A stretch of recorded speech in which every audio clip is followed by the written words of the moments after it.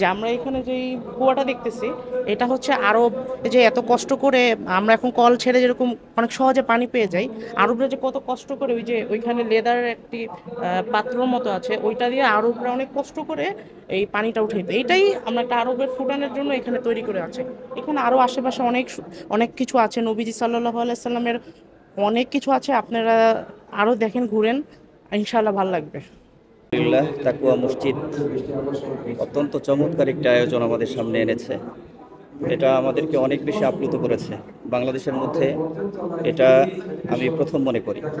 এর আগে এরকম এত সুন্দর আয়োজন এটা আমরা দেখতে পাই না। আমরা সিরাতের মধ্যে পড়েছি, কিতাবের মধ্যে পড়েছি, রাসূলুল্লাহ সাল্লাল্লাহু আলাইহি ওয়াসাল্লামের হায়াত পড়েছি, কিন্তু আসলে আমাদের স্বচক্ষে দেখা সেই আগে 1400 বছর আগের যে একটা স্মৃতি এবং সেটার যে একটা প্রেক্ষাপট আমাদের সামনে একেবারে আমরা নজরে দেখতে পাচ্ছি, এবং এর থেকে আমরা অনেক বেশি আপ্লুত, অনেক বেশি আনন্দিত।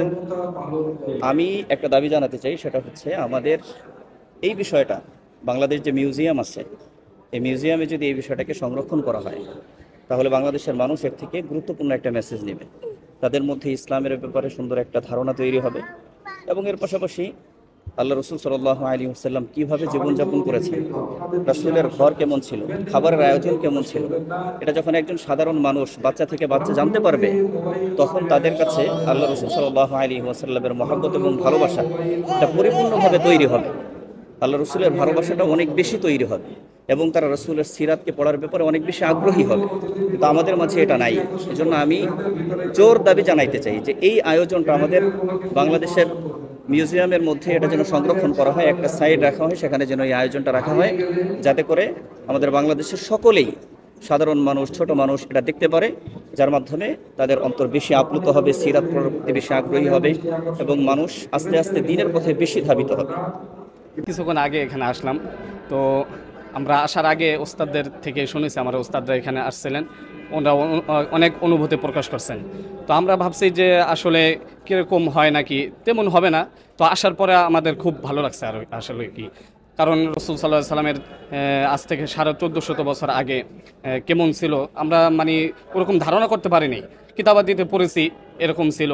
তো আজকে এখানে আসার পরে মানে মোটামুটি আমাদের ধ্যান ধারণা ওদিকে চলে যাচ্ছে, যে আসলে মোটামুটি হুবহু না হলেও কিছুটা আমরা দেখতে পাচ্ছি যে এরকম হতে পারে, যে রসুল সাল্লাহ সাল্লামের জামানায় কত সুন্দর। আসলে ভাইদেরকে অনেক ধন্যবাদ দেওয়ার দরকার, যে কত সুন্দরভাবে আসলে সাজিয়েছেন।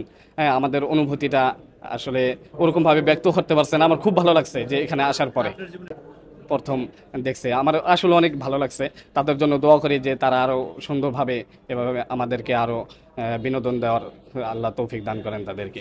যে তাদের কাছে এই আবেদন থাকবে যে তারা যাতে প্রতি বছর এরকম করে আমাদেরকে একটা অনুভূতি প্রকাশ করার একটা সুযোগ করে দেন, যে আমরা দেখি নেই রসুল সাল্লাহ সাল্লামের জামানা, তো কিছুটা অনুভব করতেছে আর কি। আলহামদুলিল্লাহ, আল্লাহ তাআলার অশেষ মেহেরবানি এবং শুকরিয়া। আল্লাহ তাআলা আমাদেরকে এখানে আসার তৌফিক দান করছেন। সবচেয়ে বড় শুকরিয়া আদায় করার বিষয় হচ্ছে যারা এই উদ্যোগটা নিয়েছে। আমি আগে কখনো বাংলাদেশে এমন উদ্যোগ দেখি নাই, এটাই প্রথম। আমি যারা হজ করতে পারে নাই, মানে মক্কা মদিনা সফর করতে পারে নাই, তারা যদি এখানে আসে তাহলে মক্কা মদিনার একটা ফিল্মটা মানে ভালো লাগা এটা এখানে কাজ করে। এখানে আসার পর আমি যে জিনিসটা দেখতে পাচ্ছি সেটা হচ্ছে সেই 1400 বছর আগের মসজিদে নববীর তৈরি করা মসজিদ, কৃত্রিম মসজিদ, এবং উম্মাহাতুল মুমিনিনের ঘর, পাশাপাশি কূপ, প্রত্যেকটা জিনিসই আমাকে সেই 1400 বছর আগের স্মৃতিচারণ মনে করিয়ে দেয়।